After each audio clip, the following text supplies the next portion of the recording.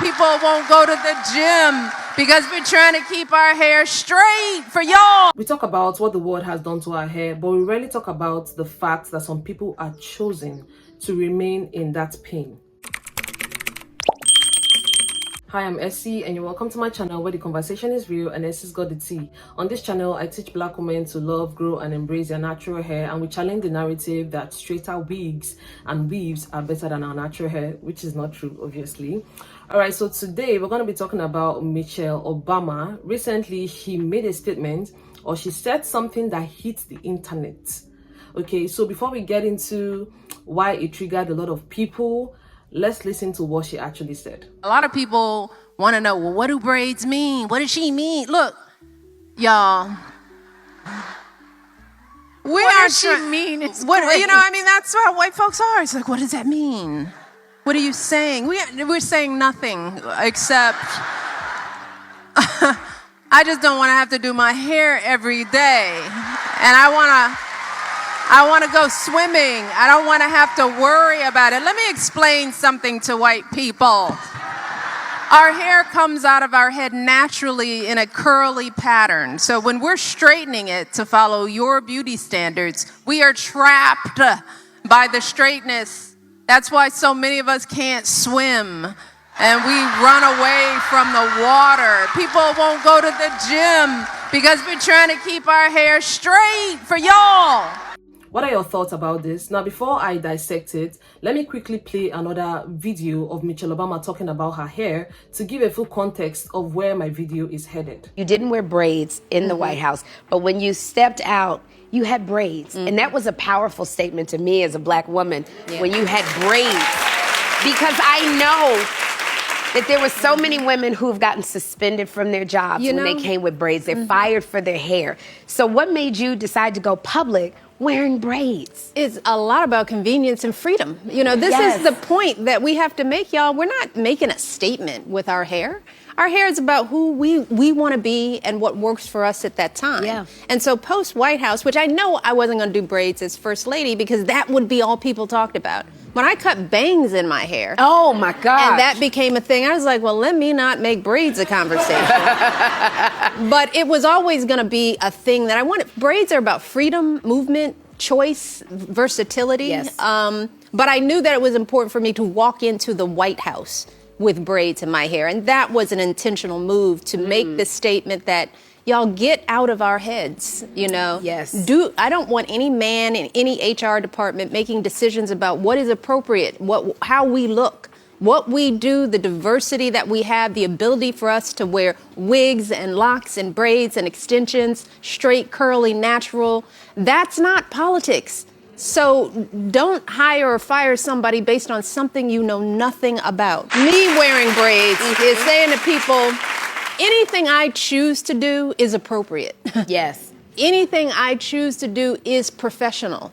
It's who I am and what I say that matters. Also, I understood the symbolism of me wearing braids as the former First Lady. I wasn't sure whether the country was ready for it yet. The Crown Act hadn't been passed yet. There was a lot that we were trying to do. And just like fashion, I didn't want my hair to become a distraction. But I understood the significance of wearing braids. So you see, these two clips are connected. On one hand, she's talking about the pressure of Western or Eurocentric beauty standard that we all know exists. Even non-Black people are struggling to meet their own beauty standard. That is how bad it is. So we all know these beauty standards exist. So she's talking about the pressure of these beauty standards, especially for Black people. And on the other hand, she was talking about how her time as First Lady, changing her hairstyle was kind of like a political scandal. And how Black people are literally losing their jobs. There are news and videos of this. So it's not a made-up story. And how Black people are losing their jobs from wearing their natural hairstyles or cultural hairstyles. Both things can be true at the same time, and I have 2 points. One, the insecurity rooted in real discrimination. Now, let's not come here and act ignorant. Let's not come here and pretend like coiling natural hair discrimination does not exist. Okay? Then 2, we're going to talk about the trauma and how we are using this trauma as a blanket excuse as Black people. So please, I'm going to beg you to open your mind. as you listen to what I'm about to say. Black people didn't wake up one day insecure about our hair. We were conditioned into it. So when you hear, oh, the society conditioned us, oh, the society did this, it is actually valid. It is actually true. Just last week, I covered a video of a little girl who got bullied by her classmates.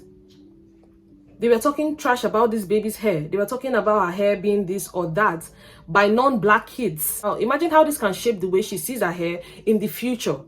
So are we going to completely disregard the fact that those people contributed to the fact that this baby doesn't like her natural hair and she doesn't want to wear it because she wants to fit in?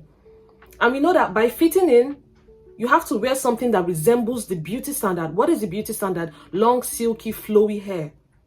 This is decades of being told that our natural hair is messy, natural hair is unpresentable, natural hair is undesirable, natural hair is ugly. So let's not come here and feign ignorance. We did not create these traumas. We went through it. We survived it. So the fear of swimming so their hair doesn't shrink up, the fear of humidity, these are all parts of the whole discrimination that Black people went through.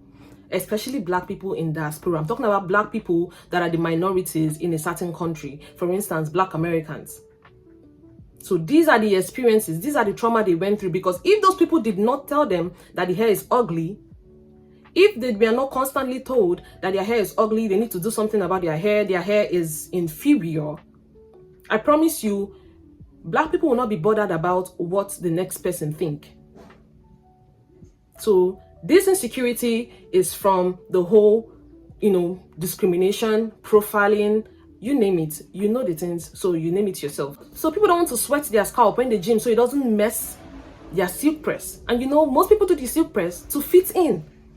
And when they sweat, when they go swimming, shrinkage comes in. And if the hair shrinks, it's like this, more like it reverts back to an afro. So in case you're a non-Black person watching this video, Black hair can revert. If you straighten it and there is no heat damage, once water touches it, it reverts to an afro. It reverts to its natural coily state. Do you understand? So let's not come here and invalidate how she feels or the things that she experienced. Now, my issue is, I say this with so much love in my heart, many of us are turning this experience, many of us now use this experience as a permanent excuse. We now use this experience as permanent excuse. We hold on to the trauma because we are holding on to it as a permanent excuse as to why we don't wear our hair or why we don't do this. It becomes a ready-made explanation for everything. Why we don't swim is because we were conditioned. Why we won't go to the gym with our natural hair is because we were conditioned. Why we don't wear natural hairstyles is because we are conditioned. If we wear the hair, people are looking at us some kind of way. You see how we now use it as like any slightest inconvenience, we use it as an excuse. Wear your natural hair. Oh, the society don't like my hair. Wear your natural hair. Oh, this. We keep making up excuses. Like we're repeating the same harm by encouraging these stereotypes by our hands this time. And that is why we are stuck. We are not overcoming it. We are not overcoming the societal beauty standard or the beauty standard because we're holding on to it like a gold medal. Now, let me give an example. For instance, you come from a tribe and this particular tribe, other tribes are calling this tribe useless, right? Your forefathers, they were called useless. The forefathers, after your forefathers, they were called useless. The forefathers, before your forefathers, and after your forefathers, they were called useless. Now, your grandparents, they heard that useless. They were called useless. Your great-grandparents heard useless. And now you are also hearing you are useless.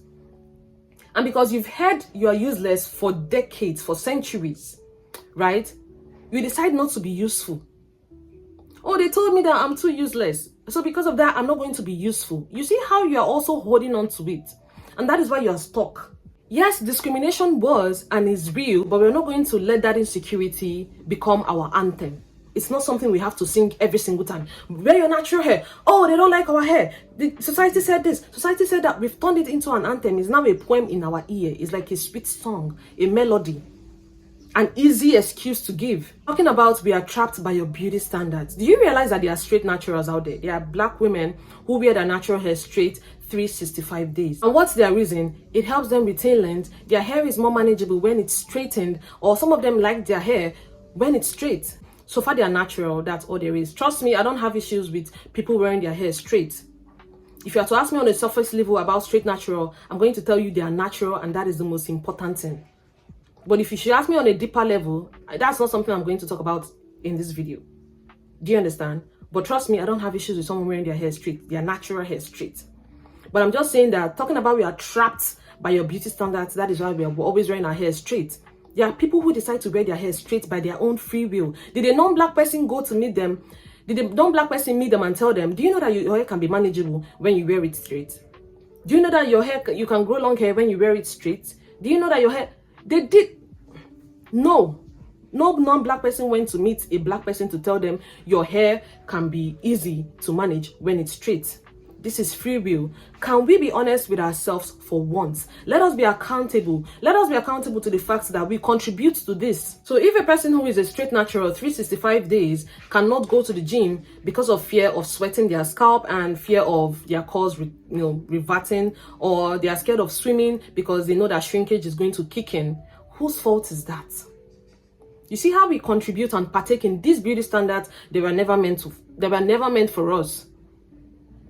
But we always try to give excuses about how non-black people, in fact these days it is black people that say more notorious, messy things about another black person's hair.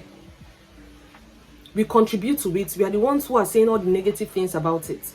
Like I said, I'm not going to come here and invalidate anybody's feeling or invalidate anybody's experience or experiences, because I do not like to be invalidated. But don't you all see the pattern? We are not trying so hard to be a part of these beauty standards. We won't feel trapped. To stop using the past as a permission to stay stuck. Do you understand? Unless, see, if your job is not on the line, please wear your natural hair. I know that it's hard, especially maybe you never got, I never even got to wear my hair until 2016 when I decided to go natural myself. This is not my hair actually. I never got to wear my hair. But you need to give your hair a chance. I know it's easy for us to come here and say, oh, you don't like yourself. That is why you don't wear your natural hair. But it's different. People's experiences are different. You don't know what this next person went through. The reason why they don't like their natural hair. And that is why I'm like, it takes time. When you try so hard to fit into a beauty standard that is not even our own beauty standard, even their own people are struggling to meet that beauty standard. Imagine how hard it's going to be for us as black people. Our forefathers went through this. Oh, the society. We know what the society did and we always talk about it. In fact, the society is still doing it. It is still doing it. And then we are also part of the society. We are now part of the society that is condemning black hair. So I'm not here to say forget freedom. I'm saying emancipate yourself. I'm saying free yourself. You deserve freedom from the excuses you've built surrounding your natural hair. You deserve to be free. Hold yourself accountable for once. And tell yourself the truth that you just don't want to wear the hair. This is not about society anymore. Because the more we look at it, it is more black people that is condemning natural hair these days, not non-black people. I mean, I cover videos on this channel all the time. It is mostly black people that sing the song of discrimination about our hair. Do you understand? Let us free ourselves. Let us be honest with ourselves. And for people who come here and be like, non-black people are not holding you to do certain things. I told you, no matter how you all try to make it, discrimination is real. It is. And to my fellow black people, your natural hair is beautiful. Your natural hair is beautiful. It's crazy how it's always a statement when you wear your hair out. Why is my hair a statement? Why is that when I walk in, people are turning and like looking at it like, why is my hair a statement? So I feel you, I understand the pain, I understand the things that these people... In fact, our hair is beautiful. Let's just try. Let's stop with the excuses. Don't give excuses. Have you noticed that the more you give excuses, the more you are stuck? You can't move because it's always excuse upon excuse upon excuse, no difference. So that is it for today's video. That's my thoughts on this whole thing. So let me know what you think about this. Do not forget to give this video a thumbs up if you enjoyed it. Leave a comment, share your thoughts, share to your friends and all of that. Thank you so much for watching, and I'm going to see you in my next video. Bye-bye.